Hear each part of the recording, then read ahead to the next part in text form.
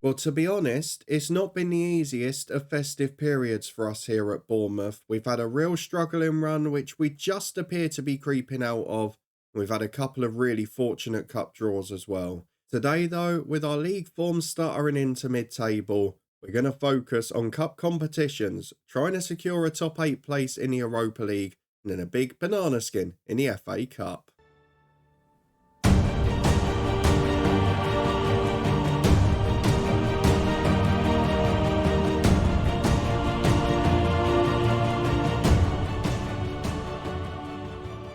Yes, hello and welcome along to part 64 of the Head Coach with me, Daniel. We are back today for trips to Sevilla and Middlesbrough as we face two sides in two competitions that could well define our season.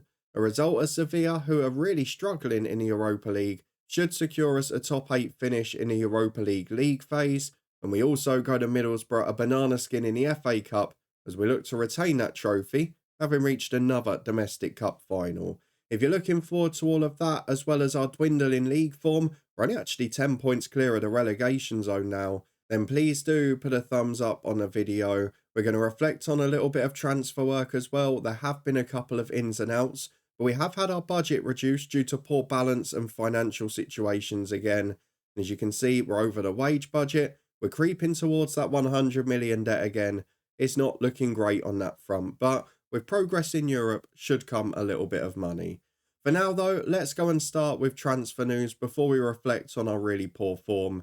You were with me in the middle of December, and since then, we've had a couple of interesting ones. Our director of football is trying to get someone for 38 grand, which is a youth player who would fit the budget, which I guess is great. But we have got one in this month, and we've got a couple of big name outs. The first one is Sergio Reguilon, who after not really featuring this year has left on a free. He's gone to Inter Miami at 34. He served his purpose for us, but as we mentioned when he signed, it wasn't a great use of money, but he was a solid player for what we needed. So fair play to Sergio Reguilon. He moves on to the MLS. We also saw a number of players who have featured off the bench in Europe move on. So an example of that is Robert Witham, who's gone to Chesterfield. He'll go and play in the EFL. Roy Corbett is another one who featured once or twice. He's gone to Port Vale, etc, etc. There's 3 or 4 more there. The 4th choice keeper has gone to St Johnstone. The one signing though is definitely a person we can get excited about, and it's also someone who has popped up before, because in the last episode we saw a scout report and a media item linking us with this player, and it looked like a really good one on paper, too good to be true. Well, lo and behold, pretty much as soon as the window opened, the director of football, Mike Phelan, made an offer for Pablo Di Joffrey. It's from Lugano for 4.2 million. He's a super player, not the best in the air, and he's a little bit shorter than we'd like, but as a middle of those 3 centre-halves, he's fantastic. Mepham and Casale are really declining. Brassi is not really good enough. Mendes has actually been injured over the festive period. So this signing does give us a bit of strength in depth. We've put him and Alex Scott in the Europa League squad. It means Solanke, Reguilon, and somebody else has dropped out. I'm trying to remember who. I think it might have even been Casale. But he is well worth it. He's a very good signing. He's going to make the club a massive profit, as we've seen with a few of the others that Mike Phelan's brought in.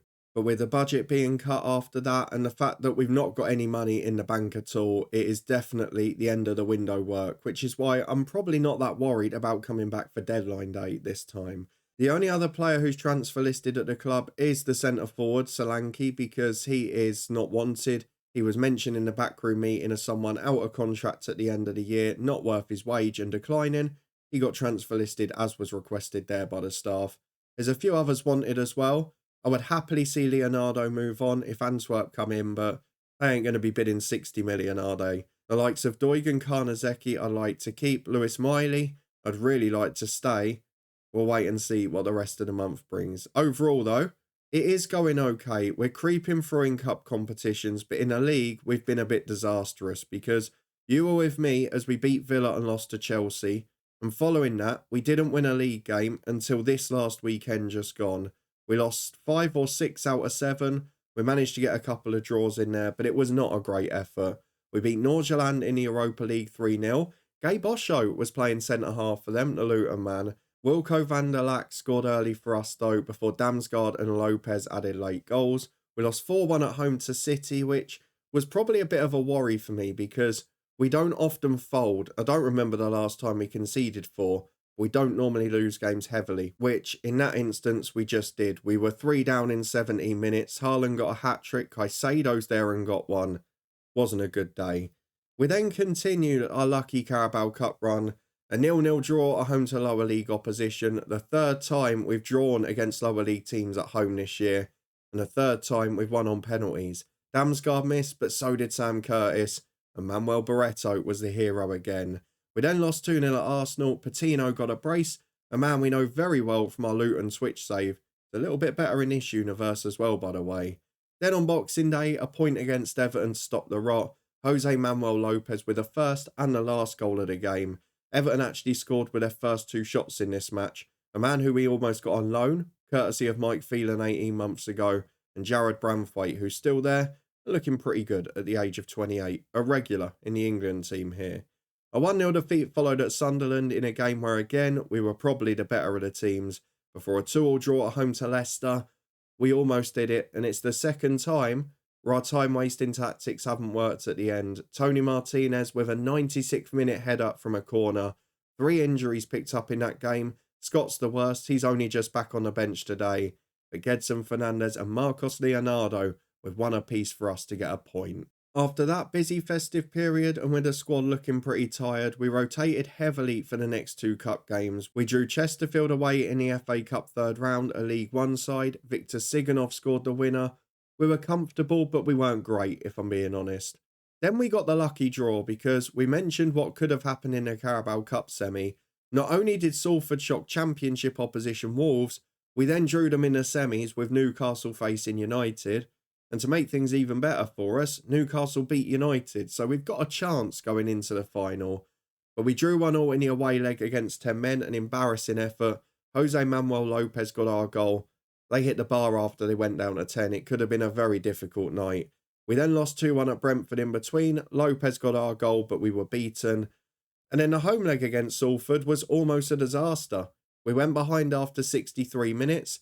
We brought on 5 big guns immediately. Fernandez, Mepham, Aarons, Miley, Lopez, all off the bench, and they produced the 3 goals. Fernandez with a brace and Lopez scoring a penalty. That sent us to the final where we'll play Newcastle on the 23rd of Feb. That will be our next episode, but of course Lewis Miley will not be able to play in that one due to the nature of the opposition being his parent club. We did though finally end our league drought this weekend. Facundo Fernandez the hero again. In the first minute he scored and we held on for our first league clean sheet since the Aston Villa game in the last episode. So a long time in coming, and it has led to our decline in the table. But we got the win, Ferret Aslan got a knock, and now we finished the month with 3 cup games. But we're 9th in the Premier League. It's not looking great. Basically everything above 7th is gone now, with 3 points off Newcastle there, but we're also 5 points off being 14th. So we've definitely slid away after a positive start.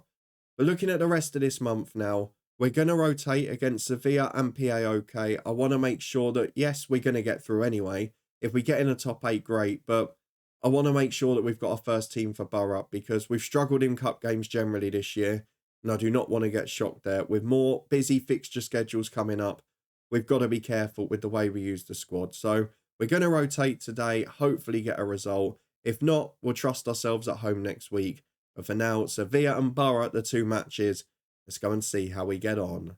As we head into the first of them, let me very quickly show you the youth intake preview, which is looking pretty good this year, with maybe 1 good holding midfielder and winger, but not a great deal of depth, not a great deal of quality, and certainly no sign of a golden generation.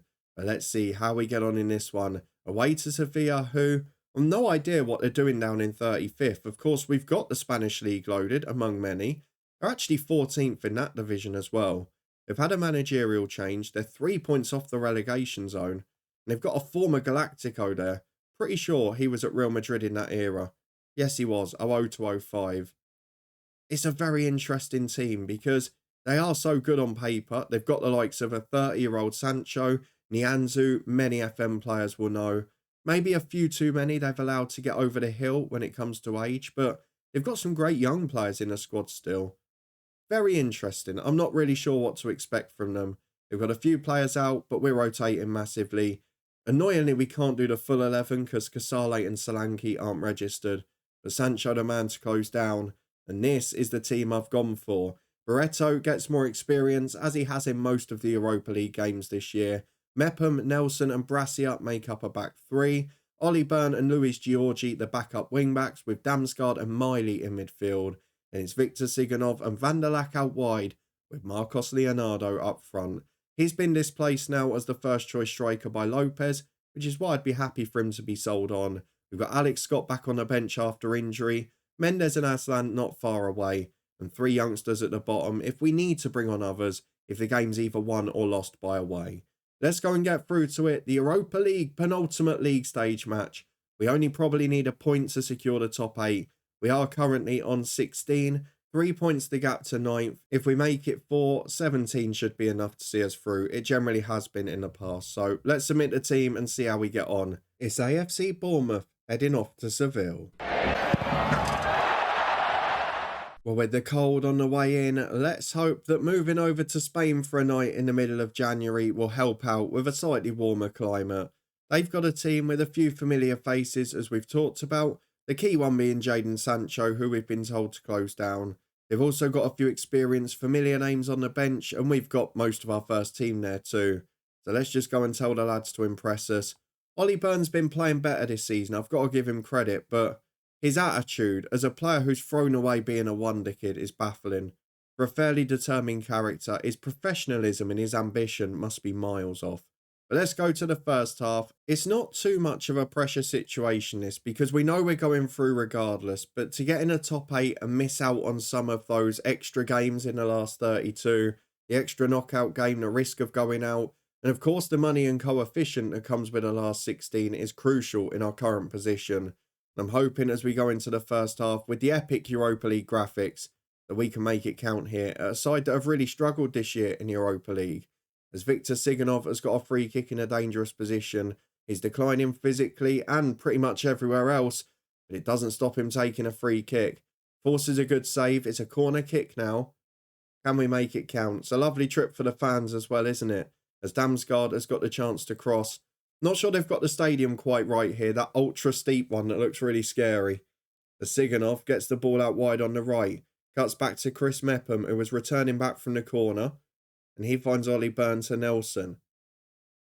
Peter's out in the end. It's been a quiet 5 minutes, but the first chance goes to Bournemouth, and we're back with a Sevilla corner, headed away at the front post by Victor Nelson. Siganov chases Sancho, not sure he's winning that race. It's back to the edge of the box and now Gattoni. Pedroza finds Sarr. Sevilla prowling. Through ball on the edge. Mepham intercepts, but they've still got it with Nemeth. He gets towards the byline. Back to Pedroza. And he can work his way down as well. Bits of crossing. It's early, it's low, and it's a good one. Nelson probably fouled the centre forward, but it went past both of them. And Adrian puts it in for 1-0. Not the best start on the road in Europe. And the backup team, showing why they're not regular starters. I've got to be honest today as we approach half-time with no shots since that early Siganov free kick. I was hoping we could stay unbeaten just to keep that little run going after losing so many matches. We're going to say we're disappointing. We're going to say we've been poor to watch. Sancho's been taken off for Sevilla, which is a very strange decision. He was certainly giving us trouble and he was one of their best players, but let's see what they do with the replacements as Cueto gets down the right to Cruz. Good 1-2. They've got 3 in the box again. Hamidi's beating his man. It's into Adrian. And he's got his second. To be fair, he scored 13 this year. He's not played in the league once. He's very much a backup player. He's coming in the Europa League and he's doing a job. I mean, he's better or worse, than all of our players. But he's found a way to score 2. Not a good sign for us, this, because they're playing a poor side and they're managing to get past us here. The Siganov has got a free kick into the box to Damsgaard. Not sure what he's doing on the end of that. But it's gone for a goal kick regardless. And at 2-0 down, do I just worry about next Thursday now and just save everyone? Is it worth even bringing the first teamers on risking an injury? I'm not sure it is. Borough's more important in the cup. The way we're playing, we need our first 11 as Damsgaard gets down the right. Score here, it might be different. Marcos Leonardo with his 11th for the year. Not bad for a man that's been out of the team a lot recently. And that maybe changes my thought process. Can we then keep the unbeaten run going? We've got just over 20 to go. I'm going to make a few substitutions. I'll bring on Doig at left wing back for Georgie. I'm going to take off either Mepham or Nelson. Probably Mepham for De Joffrey. Nelson goes out to the right. We're going to go Van der Lack off maybe. He's not looking great. Facundo Fernandez has been the man at the moment. Then in midfield, Miley struggled. We'll go for Gedson Fernandez. Or no, Alex Scott can make his comeback from injury. And then out on the right, Siganov's not been great. So we'll throw on the extra striker. Jose Manuel Lopez can play off the wide position. We're going for it. We're going to try and get a draw here. I'm hopeful we can find a way through. The morale again on the floor. Whether we've been winning or losing this year, it's been the same. We're going to encourage the lads. We'll go attacking towards the end if it's still one goal deficit. And it is. So we're going to go attacking now. We've got the header at the back with De Joffrey and he finds Alex Scott. Great to have him back. No surprise that our poor form has normally been in correlation with his injuries. So Victor Nelson plays out to Lopez. We could do with him further forward.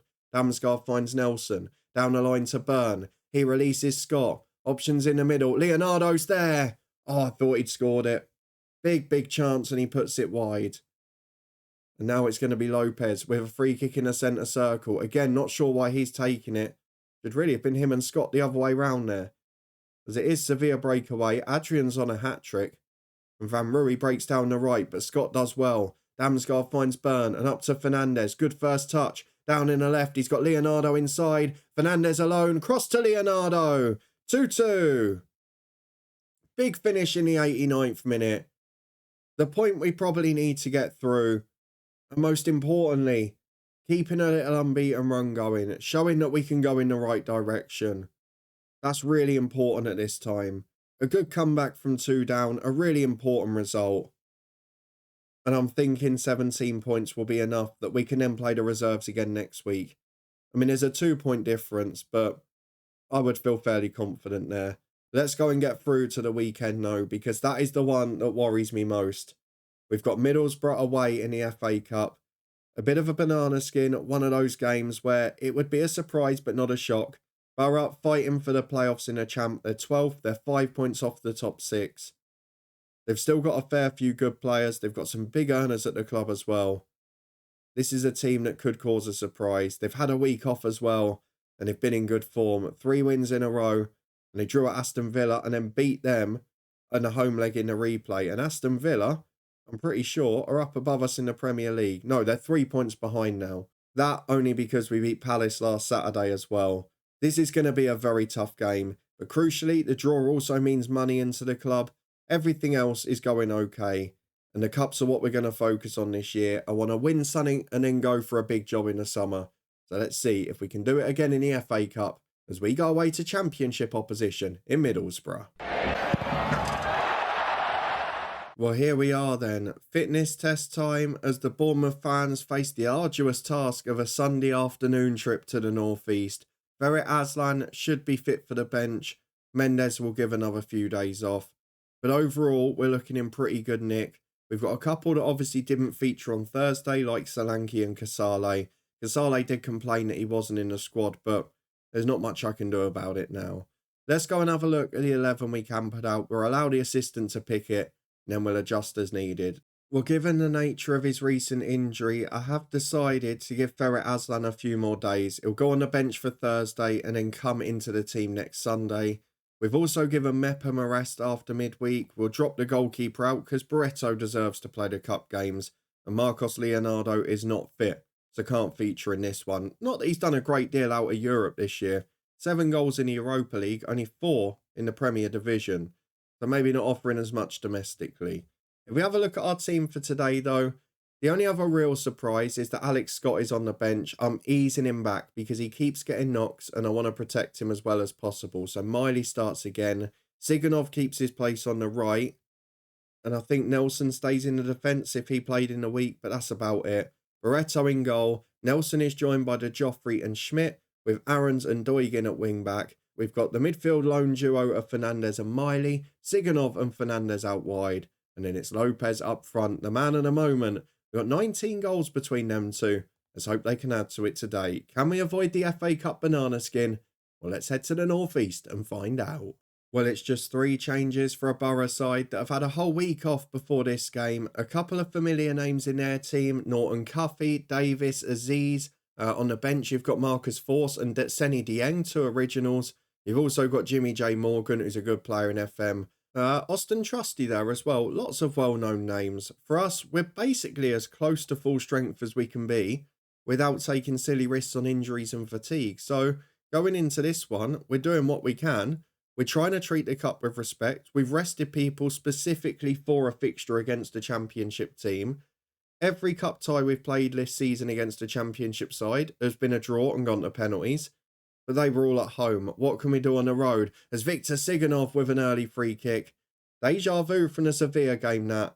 But this one, straight at the goalkeeper and tipped behind for a corner, which Miley will take. He's got a chance to find people at the back post. Will his corner be on target? It is. Lopez there. Not quite able to get on it, though. And the problem at the moment is in Nelson and De Joffrey. We've got 2 centre-halves who aren't great in the air. So Doig is actually one of the bigger threats. As Nelson picks it up, it peters out. With 10 gone, again we've had the only shot on goal. But it is 0-0 and it's Borough at the other end. It's almost a carbon copy. De Joffrey off the line. He's marking the near post. That's how poor our centre-half is in the air. Great ball back into Cantelas. And a very good save from the goalkeeper Barreto. Where on earth has that come from? It's so similar to what we saw in the other game. Norton Cuffy with the corner this time. Osman there. Doig heads away. Davis switches the ball over to Mate. I guess that's the one beauty of having Lopez up front, is at least it adds a little bit of height to the team. A little bit of aerial presence. As with 20 gone, it's 0-0. But Borough, the stronger starters here.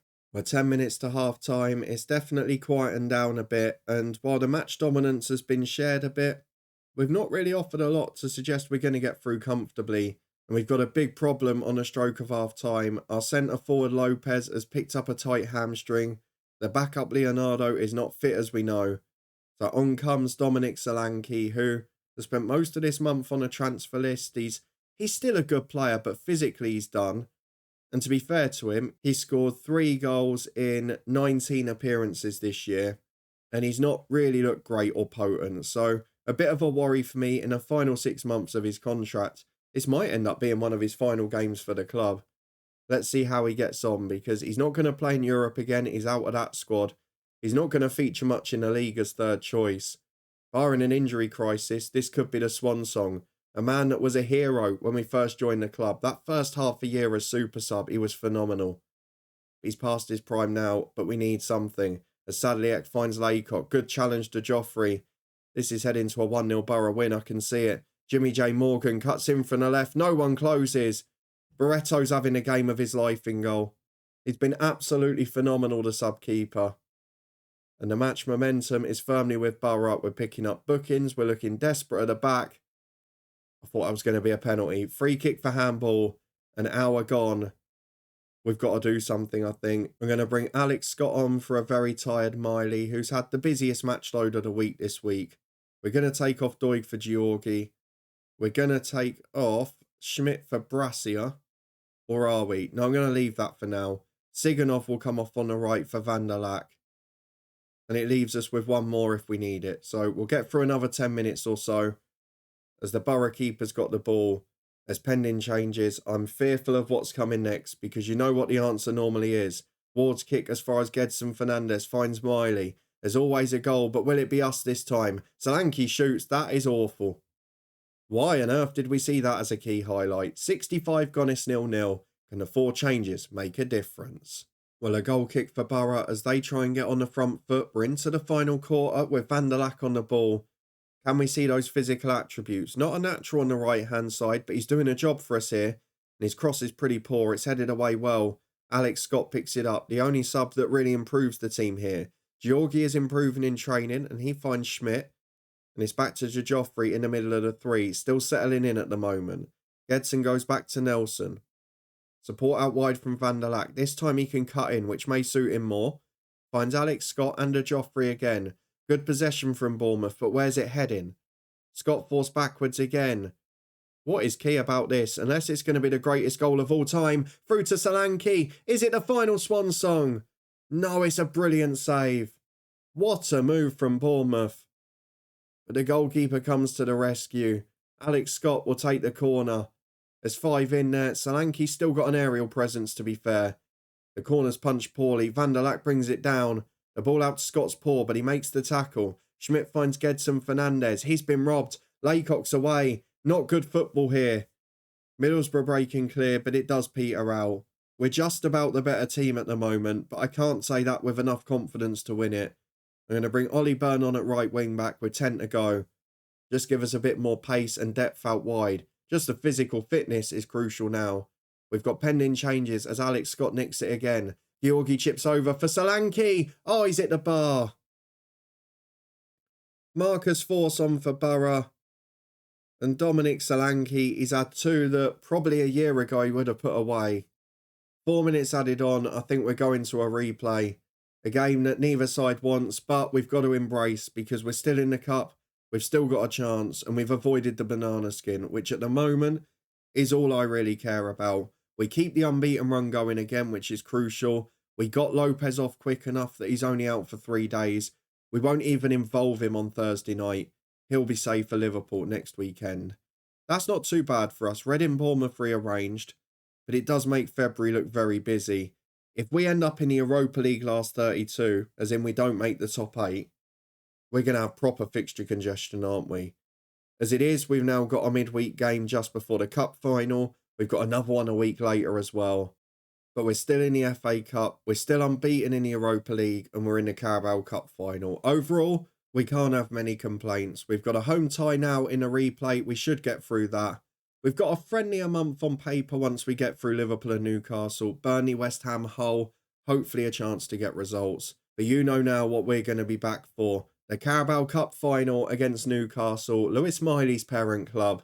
That will be the first game in the next episode. We'll also face Manchester United in that episode unless we've got a Europa League tie to worry about. That will only be the case if we miss out on the top 8.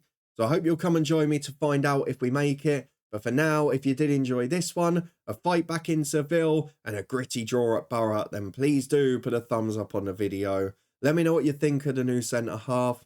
What's going on with the finances here? It's a mess yet again after a cleaner year last year. And do you think we can win the final? We've had a lucky draw to get there again. And our first Premier League opposition will be the side we face at Wembley to try and lift the trophy. If you want to stay up to date and see how we get on, subscribe and turn that notification bell on. We'll be back in a couple of days' time to find out the answer. But in the meantime, we have got a grand finale tomorrow.